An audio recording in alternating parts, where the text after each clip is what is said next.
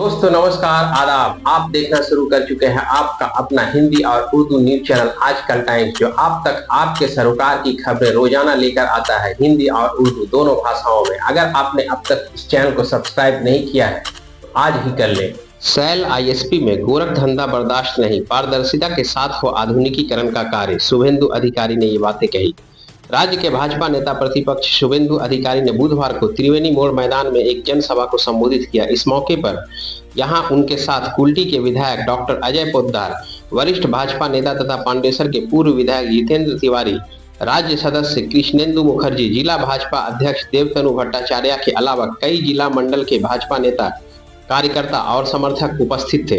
उन्होंने जनसभा से सैल आईएसपी के आधुनिकीकरण को लेकर अपनी बात रखी। उन्होंने कहा कि केंद्र सरकार हजारों करोड़ रुपए सैल आईएसपी के आधुनिकीकरण के लिए खर्च करने वाली है, लेकिन उन्हें इस बात पर पता चला है कि यहां पर सैल आईएसपी के कुछ अधिकारी राज्य के सत्ताधारी दल के नेता तथा सैल आईएसपी में ठेकेदार संगठन की मिली भगत से स्थानीय लोगों को वंचित किया जा रहा है। इसके आगे उन्होंने और भी कई बातें रखी जो आप खुद से सुन सकते हैं। আজকের এই মঞ্চে দু চার কথা বলার জন্য অনুরোধ করব আমাদের সকলের প্রিয় আসানসোল বিজেপির জেলা সভাপতি, দু চার কথা বলার অনুরোধ জানাচ্ছি।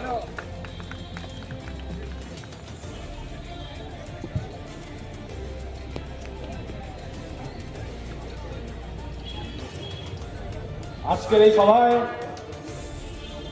উপস্থিত আমাদের বিরোধী দলনেতা টাকা জিএসটি টাকা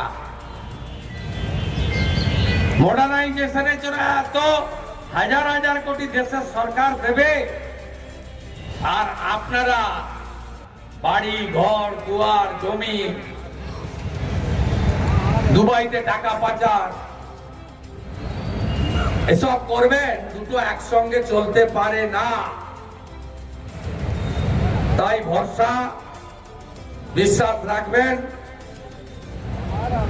আজ 26-এ দাঁড়াবেন তো নাকি? এদের দাঁড়াবেন তো? মমতা ব্যানার্জি আজকে উত্তরবঙ্গে কালকে গেছিলেন, তো অনেক ছবি টবি ছাড়ছেন তিনি নাকি নেপাল নিয়ে উদ্বুদ্ধ। আরে আপনার না ভাবলেও হবে, দেশে শক্তিশালী প্রধানমন্ত্রী আছে নরেন্দ্র মোদী, পররাষ্ট্রমন্ত্রী আছে S Jaishankar, national security adviser আছে অজিত দোভাল। আদা ব্যাপারীর জাহাজের খবর না রাখলেও চলবে। এইসব ড্রামাবাজি ছোটি চাটা মিডিয়াকে দিয়ে করে করে লাভ হবে না। ওখানে বলেছেন আমি এসআইআর করতে দেব না। আমি বিরোধী দলনেতা, আপনাকে হারিয়েছি 21-এ। আপনি লিডার অফ দ্য হাউস, আমি লিডার অফ দি অপোজিশন। আপনি এসআইআর আটকাতে পারবেন? পারবেন? এসআইআর কি নতুন? এসআইআর মানে তো জানেন আপনারা, আমাদের বিশেষ নিবিড় সংশোধন হবে ভোটার লিস্টে। এটা কি প্রথমবার হচ্ছে? না, 2002-এ হয়েছিল, 26 লক্ষ নাম বাদ গেছিল। আপনি কি বলেছেন ওখানে উত্তরবঙ্গে জলপাইগুড়িতে 3 বছর লাগে, বিহারে 45 দিন লেগেছে, 2002-এ বাংলায় কতদিন লেগেছিল? 50 দিন। আপনি ওখানে বলছেন এসআইআর করতে দেব না, হবে না। আবার আপনার পার্টি 5টা জেলাতে বিএলএ-2 নাম জমা দিয়েছে। কিছু না, শুধুমাত্র মুসলিমদেরকে ভয় দেখানো আর টুপি পরানো। ওই 30, 32 না 35 হয়ে গেছে না, ওই ভোটটা দরকার। এর আগে সিএ যখন আসে এনআরসি বলেছিল, এখন এসআইআর কেও এনআরসি বলছে। এক টুপি কেউ পরবেন না, না হিন্দু না মুসলমান। ওরা ভারতীয় মুসলমানের চিন্তা নেই, যে বাংলাদেশি মুসলমান রোহিঙ্গা একটাও থাকবে না ভোটার লিস্টে। বাংলাদেশ থেকে হিন্দুরা নাম থাকবে, কারণ তারা শরণার্থী, ধর্মীয় উৎপীড়নের কারণে এসেছেন। আর বাংলাদেশ থেকে আসা, অবৈধভাবে আসা খালা মমতা ব্যানার্জি 550 কিলোমিটার জমি দেয়নি, বেড়া নাই খোলা, যে বাড়ছে ঢুকছে। আসানসোল রানীগঞ্জ এই এলাকা আগে এত ছিল। ইমতিয়াজের ঠিকাদার সংস্থা চলবে না।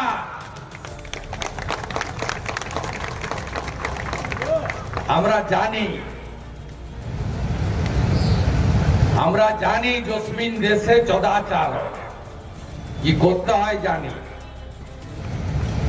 আমরা সেটা করব। আজকে ধর্মডাক দিতে এসেছি, ভরসা আছে তো? এতদিন এত বড় জমায়েত করিনি আমরা। প্রতিষ্ঠান ভারতের, দেশের, রাজ্যেরই হোক আর কেন্দ্রেরই হোক, রাষ্ট্রবাদী পার্টি বিজেপি, প্রতিষ্ঠানের কোনো ক্ষতি আমরা করতে দেব না। কিন্তু তৃণমূলের সিন্ডিকেট রাজ, তোলাবাজি রাজ, করে খাওয়ার রাজ, মাল কামানোর রাজ, এ চলবে না। লাইনে আসুন, সব ট্রান্সপারেন্ট করে দিন, অনলাইন করে দিন। কাদেরকে রিক্রুট করবেন পোর্টাল চালু করুন, এটা ভারত সরকারের শ্রম দপ্তরের কাজ। পোর্টালে আবেদন করবে, সেখান থেকে সিলেকশন হবে, HR কে কার্ড ইস্যু করতে হবে তাদেরকে। পরিষ্কার কথা, যত আবর্জনা এখানে জড়ো হয়েছে গেটে, এতদিন ধরে তৃণমূলের অত্যাচারে আমরা প্রচন্ড দামি ব্লিচিং ফিনাইল উত্তরপ্রদেশ থেকে নিয়ে এসেছি, যোগী আদিত্যনাথের কাছ থেকে নিয়ে এসেছি, তার সরকারের কাছ থেকে। আমরা পরিষ্কার করতে জানি, আমরা টেস্টেড এবং ট্রাস্টেড। এখানে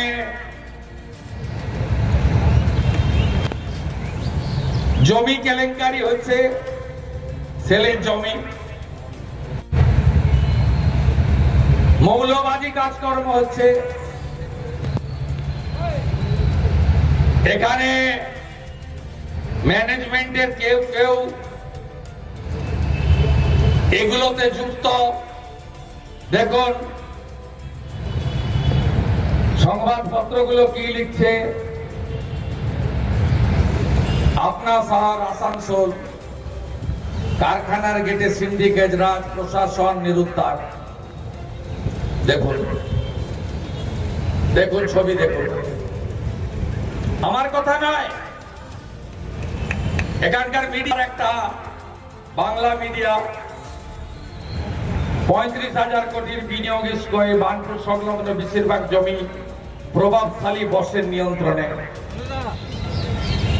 দেখুন, এই জিনিস মেনে নেবেন আপনারা? মেনে নেবেন? ভয়, পুলিশের ভয়, কেস করবে আছে লিডার অফ অপোজিশন। টিকিটা ছুতে বলুন, কি করতে হয় আমি জানি।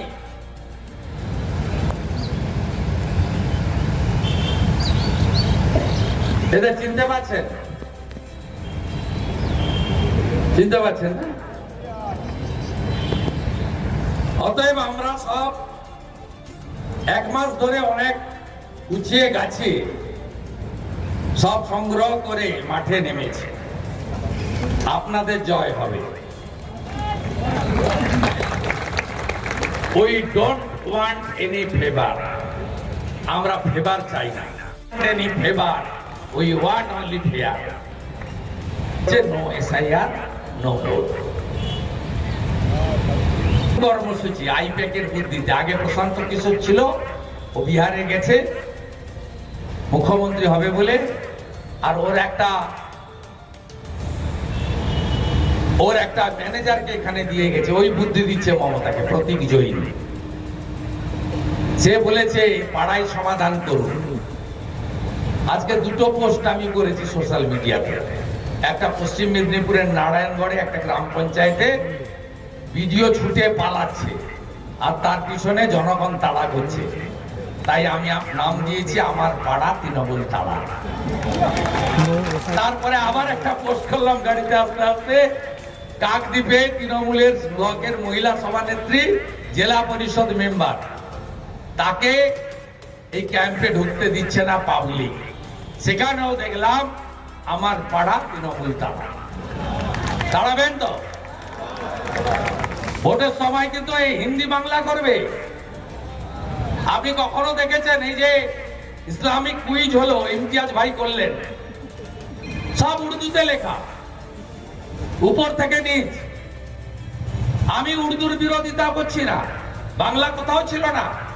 আপনি কখনো মমতা ব্যানার্জিকে বলতে দেখেছেন যে ওরা উর্দুতে কথা বলে বা বাংলায় কথা বলে? মুর্শিদাবাদের মুসলিম, বীরভূমের মুসলিম বাংলায় কথা বলে, আসানসোলের মুসলিম, পার্ক স্ট্রিটের মুসলিম, ইসলামপুর গোয়ালপুকুরের মুসলিম উর্দুতে কথা বলে।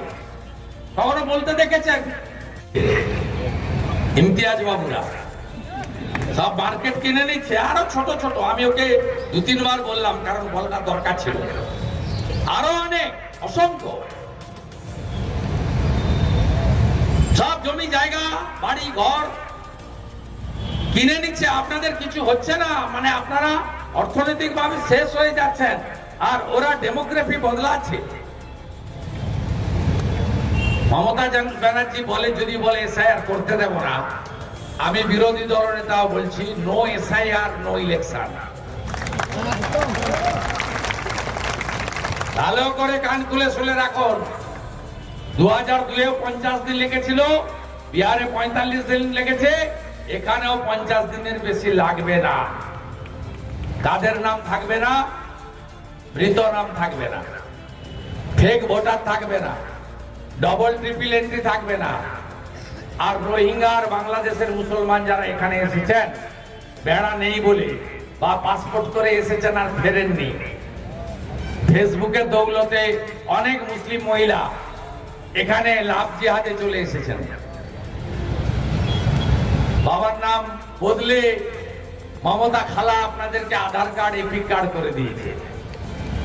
আপনাদের কারোর নাম এসআইআর এর পরে থাকিব না।